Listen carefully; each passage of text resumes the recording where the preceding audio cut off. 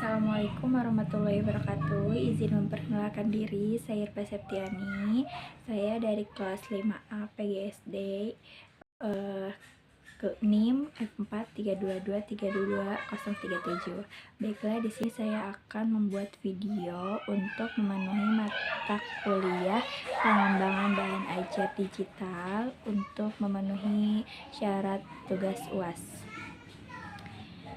Langsung saja ke pertanyaan nomor 1. Konsep pengembangan bahan ajar digital. Jelaskan definisi dan tujuan pengembangan bahan ajar digital. Bahan ajar digital adalah materi pembelajaran yang disajikan secara elektronik seperti melalui komputer, handphone, atau tablet atau ponsel gitu ya. Tujuannya dalam pengembangan bahan ajar digital untuk memudahkan siswa untuk belajar secara mandiri, membuat siswa percaya diri dalam kegiatan pembelajaran dan memudahkan kegiatan interaksi antara guru dan siswa. Berikan contoh nyata dari bahan ajar digital yang efektif untuk jenjang pendidikan dasar lengkap dengan alasannya. Baik, jawabannya, contoh bahan ajar digital yang efektif untuk jenjang pendidikan dasar adalah video pembelajaran, podcast, dan platform pembelajaran daring. Pada contohnya yaitu 1. Video pembelajaran dapat berupa rekaman ceramah gitu kan, demonstrasi praktik atau animasi interaktif, karena dengan video yang menarik itu akan membuat siswa lebih menarik juga melihat atau menonton videonya dan lebih memahami juga. Yang kedua yaitu podcast. Podcast adalah rekaman audio yang dapat diunduh atau diputar langsung melalui internet, kayak kita sebagai siswa memutar ulang atau mendengarkan rekaman suara atau rekaman video itu. Platform pembelajaran daring. Platform pembelajaran daring seperti Google Classroom, Moodle atau e-Moodle dapat menyediakan materi pembelajaran tugas, ujian, dan diskusi online. Platform ini memungkinkan interaksi antara guru dan siswa. Nah, contohnya kayak antara siswa dan guru itu menggunakan di Google Classroom. Nah, itu sangat memudahkan antara guru dan siswa. Karena apa? Karena guru memberikan materi atau memberikan contoh soal atau tugas di dalam Google Classroom itu dengan mudah, sehingga siswa juga dapat mengaksesnya dengan mudah juga. Sebutkan dan jelaskan komponen utama dalam bahan ajar digital yang baik. Komponen utama dalam bahan ajar digital yang baik adalah materi, pengaturan, dan media. Materi. 1. Materi harus relevan dengan kompetensi dasar dan standar kompetensi. 2. Materi harus mencakup fakta, konsep, prinsip, dan prosedur. 3. Materi harus mencakup materi keterampilan. Dan pengaturan pembelajaran harus mencakup kapan, di mana, berapa lama, dan siapa yang terlibat. Pengaturan pembelajaran harus disesuaikan dengan gaya belajar siswa. Media yang digunakan harus mendukung proses pembelajaran. Media yang digunakan dapat berupa video, audio, grafik, dan animasi. Karena itu tadi, dengan adanya video, animasi ataupun audio dan grafik itu dapat memudahkan atau dapat kayak siswa tuh tertarik untuk melihatnya atau untuk memahaminya gitu. Bagaimana cara Anda memastikan bahwa bahan ajar digital yang dikembangkan dapat diakses oleh siswa? Nah, untuk memastikan bahwa bahan ajar tersebut memiliki fitur desain dan dukungan khusus, fitur-fitur ini akan membantu memastikan bahwa semua siswa dapat mengakses informasi yang sama. Berikut ini adalah beberapa hal yang dapat dilakukan untuk memastikan bahan ajar digital dapat diakses oleh siswa, yaitu 1. Pastikan bahan ajar digital dapat diakses dengan mudah ya, entah itu diakses dengan mudah oleh siswa ataupun guru. Pastikan bahan ajar digital dapat diinteraksi dengan mudah, yaitu tadi.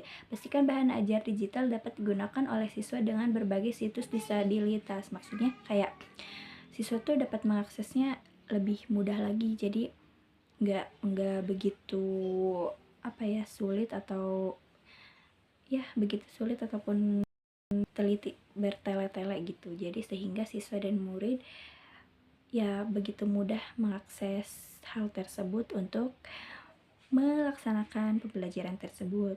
Dan pastikan bahan ajar digital dapat digunakan oleh siswa dengan berbagai referensi media. Juga dapat melakukan evaluasi terhadap bahan ajar digital yang telah dikembangkan.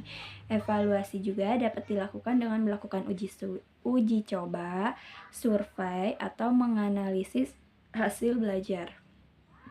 Soal yang ketiga, tentang strategi pemilihan media dalam bahan ajar digital. Sebutkan dan jelaskan beberapa kriteria yang harus dipertimbangkan dalam memilih media untuk bahan ajar digital. Jawabannya, dalam memilih media untuk bahan ajar digital perlu dipertimbangkan dengan beberapa kriteria, yaitu diantaranya 1. Sesuai dengan tujuan. Media yang dipilih harus sesuai dengan tujuan yang ingin dicapai. Jadi medianya kita harus menyiapkan media. Nah, nanti si medianya ini gimana dan bagaimana dan gimana nih tujuannya mau kayak gimana. Sesuai dengan materi, media yang dipilih harus relevan dengan materi yang dikomunikasikan. Nah, contohnya guru misalnya menggunakan media A, memberitahu ke murid dengan media, harus dengan media A. Jangan ketika guru memberitahu media A dan diberikan kepada ke murid itu dengan media B, itu tidak boleh. Sesuai dengan metode pelajaran, media yang dipilih harus sesuai dengan metode pelajaran yang digunakan, yaitu praktik dan luas. Media yang dipilih harus praktis dan luas sehingga bisa digunakan oleh siapa saja.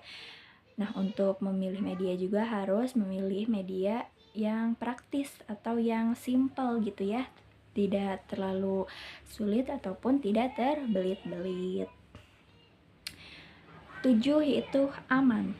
Media yang dipilih harus aman bagi peserta didik sehingga tidak menimbulkan kecelakaan atau cedera. Pokoknya jangan yang berbahaya aja gitu ya. Yang 8. Terjangkau. Media yang dipilih harus terjangkau secara biaya. Nah, itu tadi. Jadi medianya harus aman, terjangkau, dan mudah diakses. 9. Mudah digunakan. Media yang dipilih harus mudah digunakan oleh pengajar dan peserta didik. Nah, bukan hanya seorang pengajar saja yang merasa media itu tidak boleh susah ataupun harus gampang, tetapi anak murid juga harus merasakan bahwa media itu harus mudah untuk diakses. Yang ke-10, interaktif. Media yang dipilih harus dapat memunculkan komunikasi dua arah sehingga peserta didik lebih terlibat aktif. Dua komunikasinya itu antara guru dan siswa. Soal berikutnya, berikan contoh media digital yang cocok untuk pembelajaran berbasis proyek dan jelaskan alasannya. Contoh media digital yang cocok untuk pembelajaran berbasis proyek adalah video pembelajaran, aplikasi pembelajaran, dan augmented reality atau AR. Berikut penjelasannya. 1. Video pembelajaran. Media ini dapat memberikan penjelasan materi secara visual seperti dengan menggunakan animasi, narasi, dan gambar. Karena itu tadi untuk agar siswa tertarik untuk melihat itu. 2. Aplikasi pembelajaran.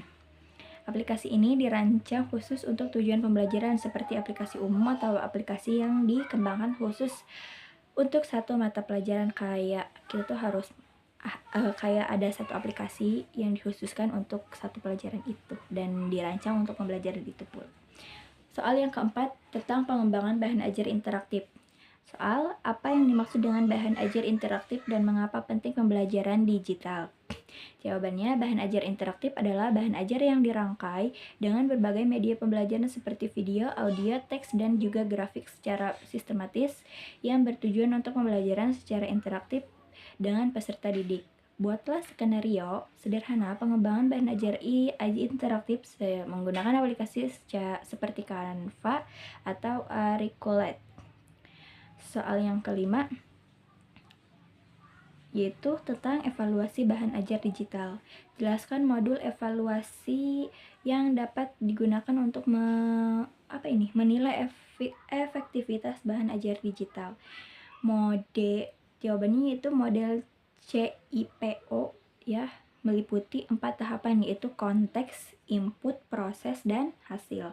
Sedangkan model disrepensi berfokus pada kesenjangan antara harapan dan kenyataan. Berdasarkan ini bertujuan untuk menilai keberhasilan pelaksanaan program dan penghasilan rekomendasi perbaikan. Sebutkan strategi yang tepat untuk menyampaikan bahan ajar digital kepada target audiens agar tepat sasaran. Jawabannya, menentukan target audiens yang tepat untuk kampanye digital marketing dapat dilakukan dengan beberapa cara.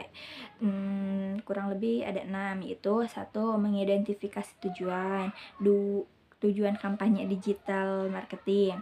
2. Menganalisis demografi. 3. Menentukan psikografi. 4. Melakukan analisis kompetitor. 5. Melakukan alat analisis. Dan yang terakhir, 6. Membuat profil target audiens. Baiklah, mungkin cukup itu saja dari saya. Kurang dan lebihnya mohon dimaafkan. Wassalamualaikum warahmatullahi wabarakatuh.